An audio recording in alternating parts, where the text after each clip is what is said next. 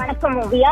தமிழகத்தில் உள்ள 234 தொகுதிகளைச் சேர்ந்த திமுக நிர்வாகிகளை முதலமைச்சர் 1-to-1 சந்தித்து பேச திட்டமிட்டுள்ளார்.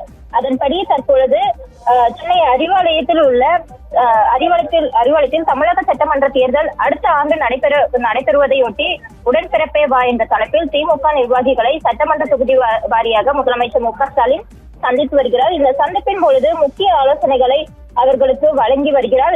குறிப்பாக இந்த நிலையில் அவர் இதற்கு முன்பு துறையூர் மற்றும் திருசமயம் சட்டமன்ற தொகுதிக்குட்பட்ட கட்சி நிர்வாகிகளை தனித்தனியாக சந்தித்து பேசினார்.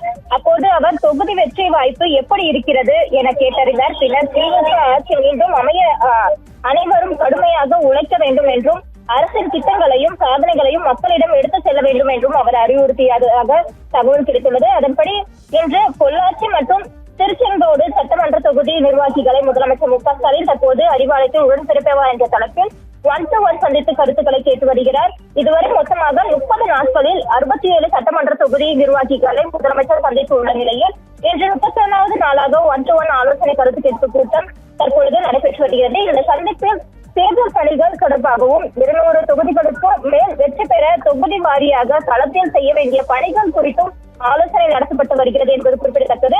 மேலும் தமிழக அரசின் திட்டங்களை மக்களிடம் கொண்டு சேர்ப்பது மற்றும் கட்சிக்குள் இருக்கும் பிரச்சனைகளை கடந்த தேர்தல் பணிகளை எவ்வாறு மேற்கொள்ள வேண்டும் போன்ற பல்வேறு ஆலோசனைகளை முதலமைச்சர் மு க ஸ்டாலின் தற்போது வழங்கி வருகிறார். ஓவியா,